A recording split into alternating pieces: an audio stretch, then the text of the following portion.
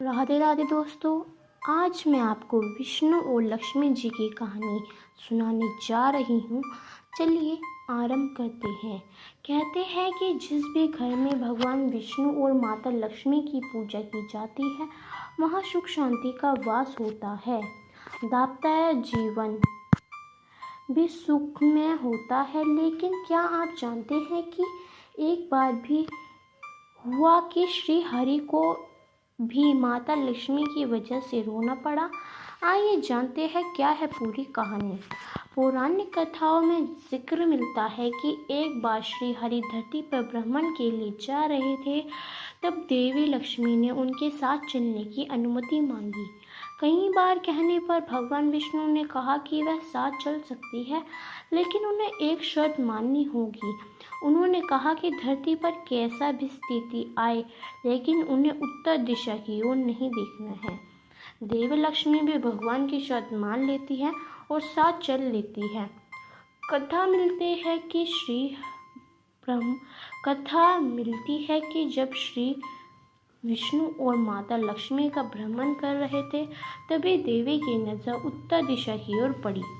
उस ओर इतनी हरियाली थी कि वह खुद को रोक न सकी और सामने दिख रहे बगीचे में चली गई। इसके बाद उन्होंने उस बाग से एक पुष्प तोड़ा और भगवान विष्णु के पास वापस गए।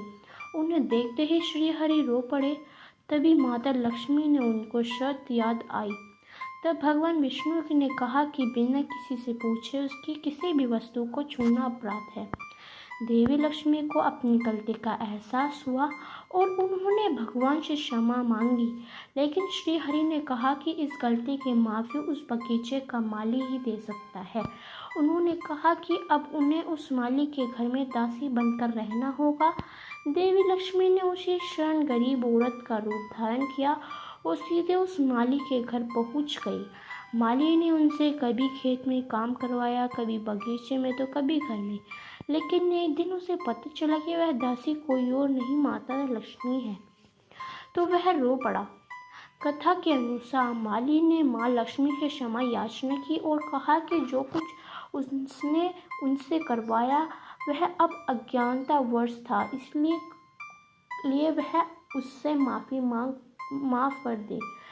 महालक्ष्मी ने मुस्कुराते हुए कहा कि जो भी वह नियति थी इसमें उसका कोई दोष नहीं है, लेकिन जिस तरह उसने माँ को अपने परिवार का सदस्य समझा उसके लिए वह उसके आजीवन सुख समृद्धि का वरदान देती है। देवी लक्ष्मी ने कहा कि माली और उसके परिवार के सदस्यों के जीवन में किसी भी तरह का कष्ट नहीं भोगना पड़ेगा। इतना कहकर देवी अंतर्ध्यान होकर विष्णु लोक वापस चली गई। अगर आपको हमारी यह विष्णु और लक्ष्मी जी की कथा पसंद आई हो तो हमें कमेंट करके ज़रूर बताएं। और अगर आपको इस कहानी में कोई भी प्रश्न आपके मन में आ रहा है तो आप हमें कमेंट करके ज़रूर बताएं। हम उस उत्तर का जो प्रश्न है उसका उत्तर ज़रूर देंगे। और हमारी अगली वैशाख मास की जो कहानी आने वाली है वो भी आप अंत तक ज़रूर देखें। अंत तक बनने के लिए आप सभी का बहुत बहुत धन्यवाद। जय श्री हरि विष्णु, जय माँ लक्ष्मी। राधे राधे दोस्तों। आज मैं आपको वैशाख मास में गौ माता की कहानी सुनाने जा रही हूँ।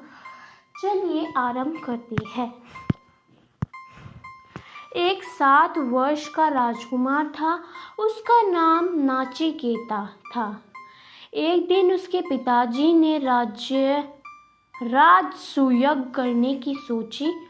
ऋषि हेतु गौ का दान कर रहे थे, पर वो सारे गौ वृद्ध थी। तो नाचिकेता ने कहा कि पिताजी, ऐसी गौओं का दान करना चाहिए जो दूध देती हो और ऐसी वृद्ध गायों का दान नहीं करना चाहिए।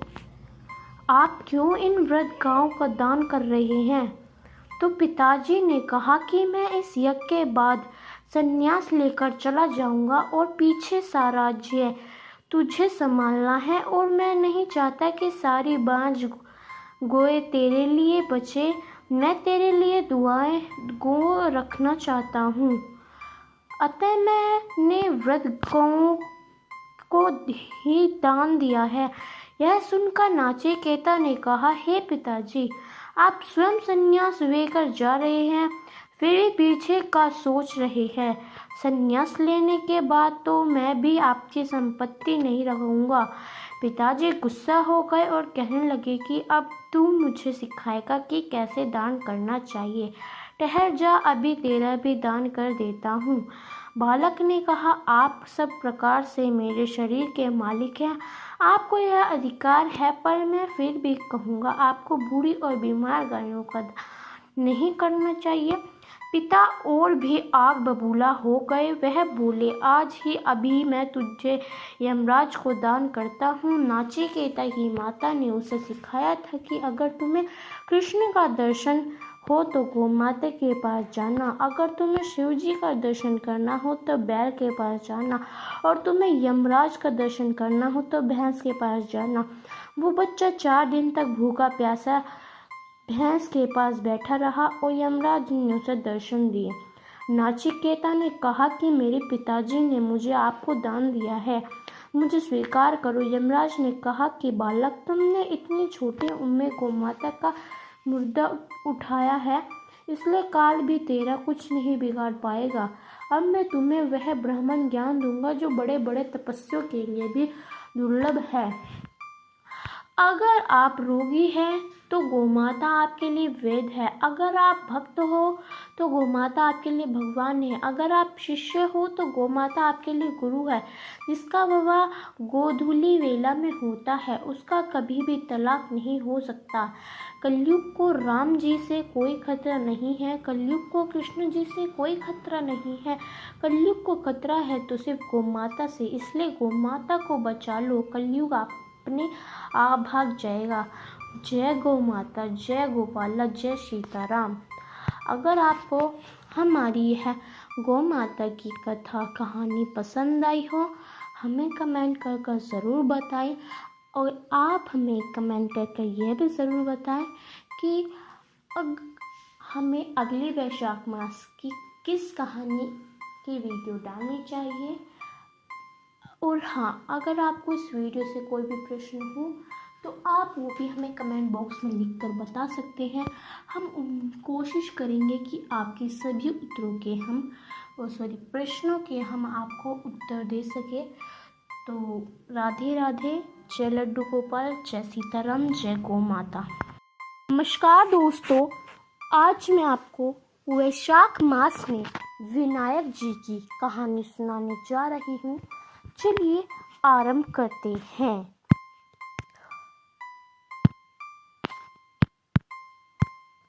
एक गांव में एक अंधी बुढ़िया थी। वह अपने बेटे और बहू के साथ रहती थी। वे बहुत गरीब थे। वह अंधी बुढ़िया प्रतिदिन गणेश जी की पूजा किया करती थी। एक दिन गणेश जी उसे प्रसन्न होकर उसके सामने प्रकट हुए और बुढ़िया से बोले, बुढ़िया माई, तुम जो चाहो मांग लो। बुढ़िया ने कहा, मुझे मांगना नहीं आता, तो कैसे और क्या मांगू। तब गणेश जी बोले कि अपने बहू बेटे से पूछकर मांग लो। तब बुढ़िया ने अपने बेटे और बहू से पूछा तो बेटा बोला कि धन मांग ले, और बहू ने कहा पोता मांग लो। बुढ़िया ने सोचा कि बेटा बहू तो अपने अपने मतलब की बात कर रहे हैं, अतः उसने पड़ोसियों से पूछा तो पड़ोसी कहने लगे, तेरी थोड़ी जिंदगी ही शेष बची है, तू धन और नाती क्यों मांगेगी।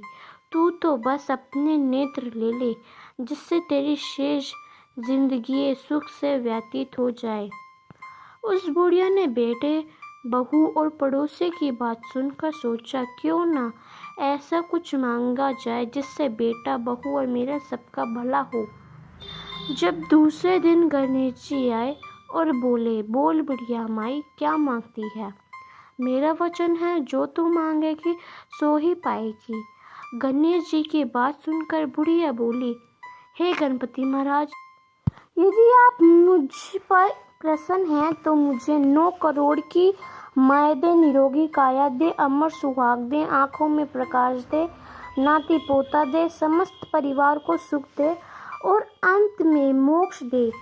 बुढ़िया की बात सुनकर गणेश जी बोले, बुढ़िया माँ, तूने तो मुझे ठग लिया, लेकिन तूने जो भी मांगा है वह सभी तुझे मिलेगा। यह कहकर गणेश जी अंत ध्यान हो गए। हे गणेश जी, गणपति महाराज, जिस तरह से बुढ़िया माई को सब कुछ दिया वैसे ही सबको देना और हमको भी देना की कृपा करना। अगर आपको हमारी यह वैशाख मास में विनायक जी की कहानी पसंद आई हो तो हमें कमेंट कर ज़रूर बताएं। धन्यवाद। नमस्कार दोस्तों, आज मैं आप सभी के समक्ष लेके आई हूँ वैशाख मास में सुनने जाने वाली तुलसी की कथा। चलिए आरंभ करते हैं। तुलसी से जुड़ी एक कथा बहुत प्रचलित है। श्रीमद् देवी भागवत पुराण में इनके अवतरण की दिव्य लीला कथा भी बनाई गई है। एक बार शिव ने अपने तेज को समुद्र में फेंक दिया था। उससे एक महातेजस्वी बालक ने जन्म लिया। यह बालक आगे चलकर जलंधर के नाम से पराक्रमी दैत्य राजा बना। इसकी राजधानी का नाम जलंधर नगरी था। दैत्य कालनेमी की कन्या वृद्धा का विवाह जलंधर से हुआ। जलंधर महाराक्षस था। अपनी सत्ता के मद में चूर उसने माता लक्ष्मी को पाने की कामना से युद्ध किया, परंतु समुद्र से ही उत्पन्न होने के कारण माता लक्ष्मी ने उसे अपने भाई के रूप में स्वीकार किया। वहाँ से पराजित होकर वह देवी पार्वती को पाने की लालसा से कैलाश पर्वत गया। भगवान देवी देव शिव का ही रूप धर माता पार्वती के समीप गया, परंतु माँ ने अपने योग बल से उसे तुरंत पहचान लिया तथा वहाँ से अंतर्धानी हो गई। देवी पार्वती ने क्रोध होकर सारा वृत्तांत भगवान विष्णु को सुनाया। जलंधर की पत्नी वृंदा अत्यंत पतिव्रता स्त्री थी। उसी के पतिव्रत धर्म की शक्ति से जलंधर ने तो मारा जाता है और न ही पराजित होता है। इसलिए जलंधर का नाश करने के लिए वृंदा के पतिव्रत धर्म को भोग करना बहुत जरूरी था। इस कारण भगवान विष्णु ऋषि का वेश धारण कर वन में जा पहुँचे, जहाँ वृंदा अकेली भ्रमण कर रही थी। भगवान के साथ दो मायावी राक्षस भी थे, जिन्हें देखकर वृंदा भयभीत हो गई। ऋषि ने वृंदा के सामने पल में दोनों को भस्म कर दिया। उनकी शक्ति देखकर वृंदा ने कैलाश पर्वत पर महादेव के साथ युद्ध कर रहे अपने पति जलंधर के बारे में पूछा। ऋषि ने अपनी माया जाल से दो वानर प्रकट किए। एक वानर के हाथ में जलंधर का सिर था तो दूसरे के हाथ में धड़। अपनी पति की यह दशा देखकर वृंदा मूर्छित होकर गिर पड़ी। होश में आने पर उन्होंने ऋषि रूपी भगवान से विनती की कि वह उसके पति को जीवित करे। भगवान ने अपनी माया से पूर्ण जलंधर का सिर धड़ से जोड़ दिया, परंतु स्वयं भी वह उस शरीर में प्रवेश कर गए। वृंदा को इस छल का जरा आभास न हुआ। जलंधर ने अपने भगवान के साथ वृंदा पतिव्रता का व्यवहार करने लगी, जिससे उसका सतीत्व भंग हो गया। ऐसा होते ही वृंदा का पति जलंधर युद्ध में हार गया। इस सारी लीला का जब वृंदा को पता चला तो उसने क्रोध होकर भगवान विष्णु को शीला होने का श्राप दे दिया तथा स्वयं सती हो गई। जहाँ वृंदा भस्म हुई वहाँ तुलसी का पौधा उगा। भगवान विष्णु ने वृंदा से कहा, हे वृंदा, तुम अपने सतीत्व के कारण मुझे लक्ष्मी से भी अधिक प्रिय हो गई हो। अब तुम तुलसी के रूप में सदा मेरे साथ रहोगी। जो मनुष्य भी मेरे शालिग्राम रूप के साथ तुलसी का विवाह करेगा, उससे इस लोक में और परलोक में विपुल यश प्राप्त होता है। जिस घर में तुलसी होती है वहाँ यम के दूत भी असमय नहीं जा सकते। गंगा वह नर्मदा के जल में स्नान तथा तुलसी का पूजन बराबर माना जाता है। चाहे मनुष्य कितना भी पापी क्यों न हो, मृत्यु के समय जिसके प्राण मंजरी रही तुलसी और गंगा जल मुख में रखकर निकल जाते हैं, वह पापों से मुक्त हो वैकुंठ धाम को प्राप्त होता है। जो मनुष्य तुलसी व आंवलों की छाया में अपने पितरों को श्रद्धा करता है, उसके पितृ मोक्ष को प्राप्त होते हैं। उसी दैत्य जलंधर की यह भूमि जलंधर के नाम से विख्यात है। सती वृंदा का मंदिर मोहल्ला कोट के श्रीचंद्र से में स्थित है। कहते हैं इस स्थान पर एक प्राचीन गुफा थी जो सीधी हरिद्वार तक जाती थी। सच्चे मन से 40 मिनट तक सती वृंदा देवी के मंदिर में पूजा करने से मनोरथ पूर्ण होती है। अगर आपको हमारी यह वैशाख मास में तुलसी की कथा पसंद आई हो तो हमें कमेंट कर ज़रूर बताएं और अंत तक वीडियो में बने रहने के लिए आप